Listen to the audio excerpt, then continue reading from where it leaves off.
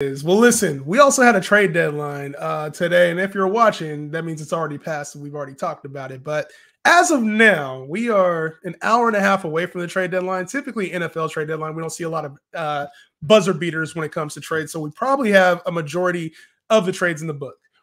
But let's talk about the three major ones I think that have somewhat fantasy implications. Let's lead off with I think the one that has the biggest fantasy implication, and that's Mike Williams to the Pittsburgh Steelers. And Mike Williams obviously disgruntled with the Jets. Obviously when they traded for Davante Adams, that kind of just left a hole for him. And Mike Williams had been a really good receiver for the Los Angeles Chargers. Head over to Pittsburgh, Tyler, your team. Head over to the Pittsburgh Steelers, where they've needed a secondary receiver. Like Van Jefferson been absolutely mid. You get Calvin Austin, who's their big play guy, but definitely not a consistent piece. Mike Williams able to bring another big body receiver, which Russell Wilson does like. Is he a wide receiver 3 flex? Is he have that? We stretching to that yet, or are we not sold on this Mike Williams move for fantasy? Yeah. I don't know, Jim. I don't know, Jim. No, I think that it could potentially be like more flex, sure. I mean, I think this is a better real life move than maybe fantasy football. The Steelers desperately needed a wide receiver too, right? You have Calvin Austin, who's, we haven't seen Roman Wilson. I mean, what the hell is going on with him? So this is a team that just desperately needed a wide receiver too.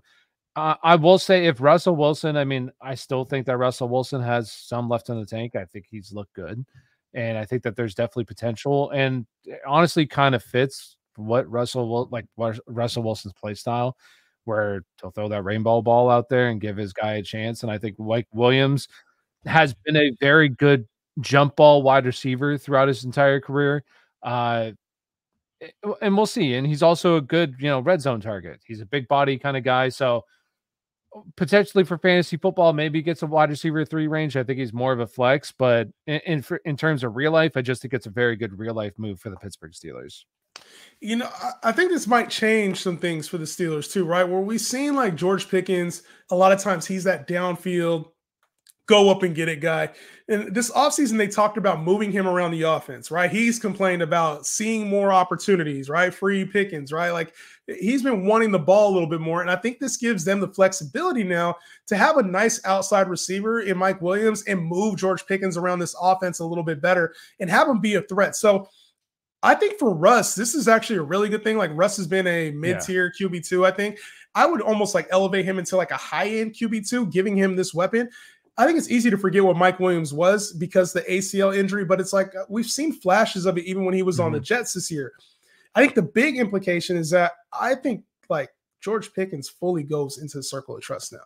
I think he becomes like a major asset, even more so than he was. Like if you had him as a wide receiver 3 or you were a little bit concerned, for me, the ability to move him in and out of the slot when they need to and get him some easy opportunities is going to do wonders for his fantasy value. So I think Pickens to me is probably like a top 15 to 20 guy the rest of the way at least. And I think Mike Williams is on that flex radar. And if he sticks, if we find that Russ is actually giving him opportunities, I think he could be a weekly back end wide receiver 3 just because of the potential red zone looks. Like you can't just stuff Najee at the goal line every time. You got to give opportunities elsewhere. And Mike Williams is a big body that can go out and get it. So I would be picking up Mike Williams just in case. And my recommendation is if it doesn't pan out in 2 weeks, wipe your hands with him, let it go. Yeah, that's fair. I think when you play with with a good quarterback, it changes things. We're seeing it with kind of like D-Hop and D-Hop and Mahomes. I'm not saying Russ is Mahomes. I'm not saying Aaron Rodgers is trash. It's just sometimes the situation can dictate a lot of things. Well, and especially after they traded for Davante. I mean, that killed. And Mike Williams was coming for he was starting to come back off the ACL, and then they trade for Davante, and you get Garrett Wilson, Davante, you have no shot. Yeah, at producing anything. What about Khalil Herbert? He was traded from the Bears to the Bengals, and we saw Khalil Herbert be a 1,000-yard back for this team. They obviously invested in DeAndre Swift after his injury last year. They drafted Roschon Johnson, so it kind of felt like the writing was on the wall for Khalil Herbert, who had been, at times we would see him at like RB2, RB3-ish type value. There's even some flex appeal.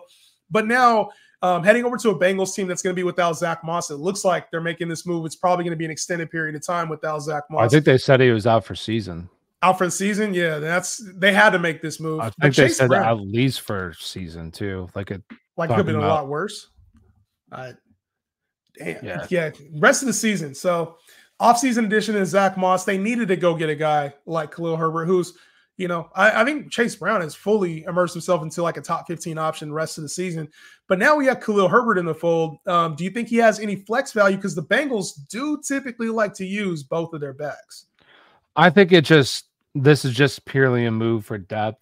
And I think that Khalil Herbert is honestly not a bad running back. I think he's a decent running back. So I think it just gives them a good number 2. Because the one thing that is interesting with Zach Moss and Chase Brown when he was still there, when Zach Moss was healthy. I mean, Zach Moss was playing on third downs. Khalil Herbert has never been a guy that's played on third downs in his entire career. So when I look at this kind of trade, I just think it gives them better depth behind Chase Brown, and Chase Brown is going to be the RB1 for this team. And now Khalil Herbert potentially becomes like a premium type of handcuff. I think that I'll see a little bit of volume. Obviously, this team does not want to give Chase Brown. I think he had like 32 touches this week. So they don't want to give him 32 touches, but it was also a blowout. So like in competitive games, back and forth games like this upcoming weekend, I expect Chase Brown to be a 70% snap share kind of guy, and Khalil will probably be like a 20%, especially this week. He probably won't even play that much, but going forward, just kind of a premium handcuff type of guy. The one thing about the Bengals is that they have typically used like two backs. Like that's the one thing I'll say about him. So to me, even when like Joe Mixon's been there, and I know it's a different regime now, but like even when Joe Mixon was there this year with Zach Moss, Chase Brown, like they've kind of used two backs. And I don't know that Khalil Herbert plays well enough to take snaps away from Chase Brown, but Chase Brown hasn't been like elite. Even when he's had a huge workload, he's been good, but not elite. So it kind of makes me think like maybe the veteran piece. Like I don't know. I don't want to just vault Chase Brown. I know I said top 15. I don't want to just vault him in the top 15 because I think that'd be doing a disservice to a lot of the running backs that are already in the top 15. But if the workload stays the same, that's where I'd put him. I do see a world where Khalil Herbert does an RB1. If he sees the volume he's been seeing, 70%. So if he's over 70% of the snaps, you think he's an RB1? I think that's crazy. This is one of the best offense in the league. Like if he's going to see 20 touches a game, he's an RB1. What running back are you going to have over him? Like obviously you're elite guys. Yeah, but I mean, like guys like Aaron Jones. I put Aaron Jones over Chase Brown. Aaron Jones a back end RB1. Yeah, okay. James Conner, like more of a back end RB1. No, we got like we already got like 10 locked in. Who are the 10? You got like Kyron, Kamara, Saquon, Derrick Henry. We got Bijan, Walker, Bijan, Breece, like Taylor. I would say he's right in that range. Aaron Jones, like, James Conner. Okay, he's right there with those guys. James Cook. So he's a back in RB1. No, he's RB2. He's an RB2. I don't think he's back in RB1. No. We got through 13 of them, and that's just off the top of the head. I'm saying he's right there with Aaron Jones and James Conner. Like those are the kind of guys he now belongs with. And the only reason why people are going to say no is because in fantasy football he doesn't have the name. But if he goes out there and balls out the rest of the year, guess what? He's going to have the name now. So, I think we're probably not thinking of all the. We got it. Oh my gosh, that's all of them. What are you talking about? This is where I'm looking at this now because now I want to see who the other running backs are.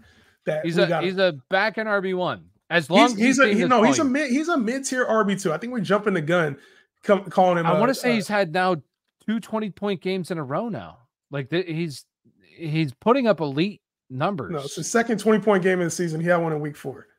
Like, all right, he's in a Tony Pollard, DeAndre Swift range. Like, what's his face was David Montgomery is ahead of him. Like, no. He's a back in RB1 with this volume. No, there's no way. No way. If he's playing 70-80% of the team snaps, he's playing 70% of the snaps. I'll give him like top 15 is a stretch. I'd say he's in the 15-20 range. That's where I got him. There's no way I'm putting him top 12. There's no way. Top 12 would be RB1. I don't see, like, with Zach Moss now gone, That hasn't changed shit. I think that's He's discrediting a lot of the other guys. We say like RB1.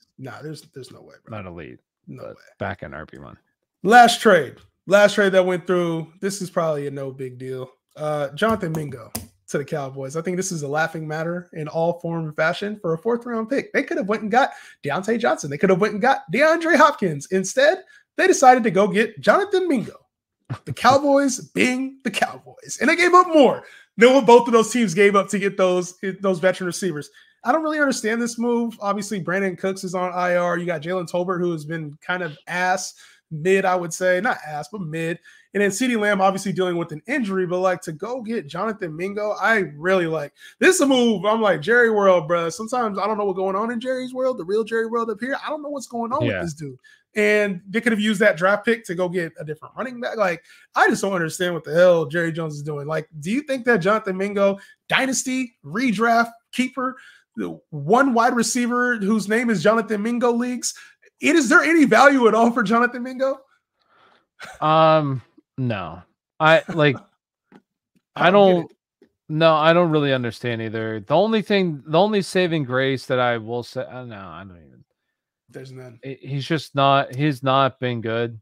Like, it's as simple as that. I don't know. Because the other thing too is just like we were saying earlier, this could get ugly for Dallas where you're becoming a top 12 pick. Like, why give up picks? I don't understand. For a guy that he hasn't done anything throughout his entire career. Maybe he's, low on the depth chart now, but that's for a reason because he's not good. Good. I don't know. There NFL teams, and this, like NFL teams are just always in the situation sometimes where they're like, we can save this person. We can make this person be good. If we just get him on our team, we can give him the right resources and the right tools and the right coaching to help him be better. And it's just like 9 times out of 10, these things don't work out.